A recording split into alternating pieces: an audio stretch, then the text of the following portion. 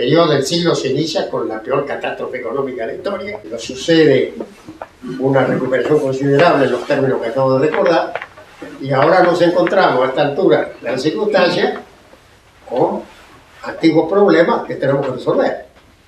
Es decir, la estructura económica argentina tiene todavía rasgos de su subindustrialización, que es lo que explica que ha vuelto a aparecer otra vez la llamada insuficiencia de divisas, o que se suele decir la restricción externa. No faltan divisas, y porque no faltan divisas el gobierno pone el cepo, trata de hacer un blanqueo, trata de conseguir plata en varios lados, y estos son soluciones digamos paliativos, porque el problema de fondo es ver qué hacemos con las causas profundas de la restricción externa. Y las causas profundas es esencialmente una. Dentro de esas causas, la principal es el subdesarrollo industrial.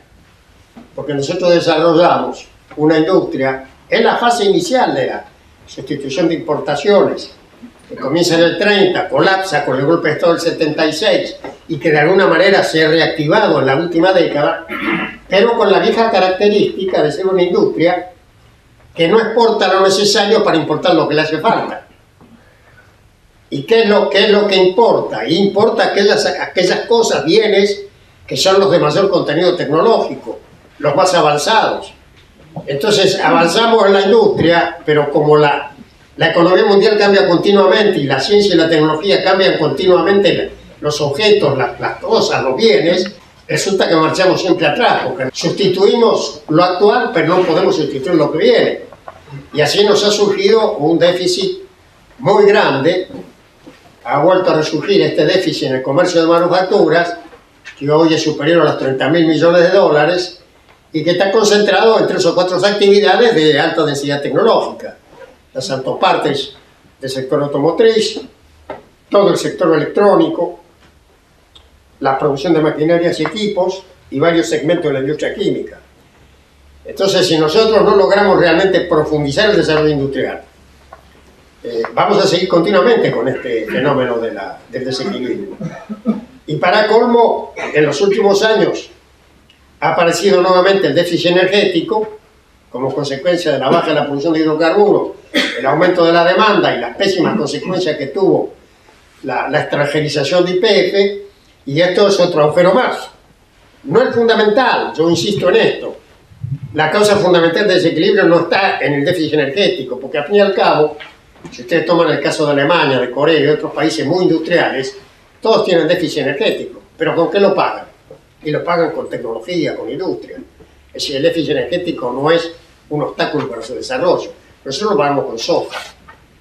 Y esos excedentes que empleamos en la energía nos quita recursos para pagar el excedente de la industria.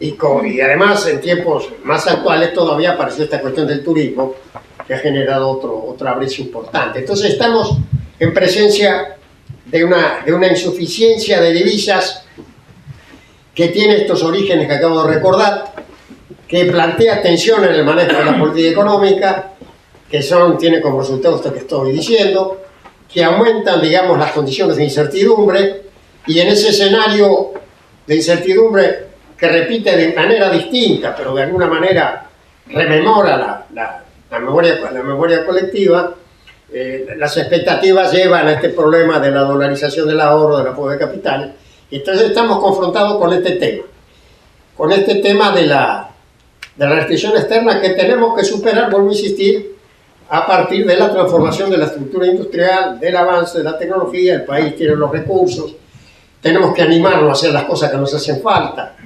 Por ejemplo, está muy claro que no vamos a poder resolver el déficit automotriz de las autopartes mientras no tengamos una gran empresa nacional de automotores. Porque ¿cuál es la situación de la industria automovilística en Argentina y en América Latina, a diferencia de lo que han hecho los asiáticos? Los chinos, los coreanos, los taiwaneses empezaron su industria automotriz después que nosotros, pero lo hicieron con empresas nacionales, generando focos de cambio técnico y de liderazgo que les permite que sus empresas hoy compitan con las firmas europeas y norteamericanas en el mercado mundial. Nosotros desarrollamos el sector con filiales, y las filiales naturalmente siguen la política de las matrices. Y en materia de autopartes, importan, es decir, producen localmente las autopartes de menor contenido tecnológico relativo y los otros se hacen afuera. Y de ese modo el déficit crece cada vez más. Entonces, hasta que no tengamos una empresa nacional realmente de automotores que podemos hacer, ¿cómo no la vamos a poder hacer una fábrica de esta naturaleza? Si acá nomás en Bariloche está el INPAF, que hace reactores nucleares de investigación, hace radares, hace satélites, no nos faltan ni los ingenieros, ni siquiera el ahorro, porque si retenemos el ahorro argentino tenemos los recursos para hacer esto. Entonces, tenemos que enfrentar ese desafío de la transformación. En el sector electrónico, ustedes saben que las llamadas tecnologías de la información y la comunicación son el motor del cambio moderno, es decir, la economía y la sociedad contemporánea ha cambiado con esta fenomenal revolución de la electrónica, de internet, de todos estos nuevos mecanismos de comunicación, de administración de recursos, de comunicación, de información. Y nosotros ahí tenemos un agujero extraordinario porque casi nos limitamos a ensamblar partes de componentes importados, celulares. Entonces tenemos que meternos en profundidad en ese tema. Y allí entonces están, y desde luego, la producción de bienes de capital, maquinarias, equipos, que tenemos los elementos. No desde luego, vuelvo a insistir, para aislarnos del mundo, sino para que la industria genere capacidad competitiva y exportaciones que le permita pagar por lo menos las importaciones que realicen, los gastos que realicen en el exterior, para independizar el desarrollo económico de la oferta de excedentes que tiene el sector agrario. Y si logramos equilibrar las cuentas externas de la industria, ese excedente que tiene el agro, que lo va a seguir teniendo, porque tenemos grandes recursos naturales y hay un mundo que demanda las cosas que se producen, esa plata sirve para aumentar las reservas, tener recursos para invertir, importar más, diversificar las cosas a partir de que se importan más cosas, pero al mismo tiempo con una capacidad exportadora que incluye no solo los productos primarios, sino, vuelvo a insistir, los productos industriales. Entonces, si nosotros logramos consumar esta transformación en la estructura productiva, realmente liberamos unas fuerzas de crecimiento muy fuertes. Y después tenemos los otros problemas que contribuyen a la restricción externa, que es la cuestión energética. Desde luego, es necesario movilizar estos recursos, el deshacimiento de no convencionales de hidrocarburos, y movilizar esto y cerrar el brecha, y tenemos que modificar algunas cosas del manejo de la política cambiaria que no termine castigando a los turistas que vienen acá y que estemos subsidiando que se van afuera. Entonces hay una serie de cuestiones de administración del corto plazo. Este problema se plantea, yo diría, en dos niveles. Uno es el tema del corto plazo, cómo administramos esta escasez que tenemos ahora. Y allí hay que manejar con mucho cuidado la política fiscal, la política monetaria, el gasto público, los subsidios, y lograr administrar de la manera más razonable posible esta situación en un escenario en que las perspectivas, digamos, de las exportaciones tradicionales siguen siendo razonablemente buenas y nos da cierto plafón para realizar los cambios que tenemos que hacer de una manera, digamos, que no lleve a decisiones muy drásticas. Y esto nos plantea el tema de la inflación.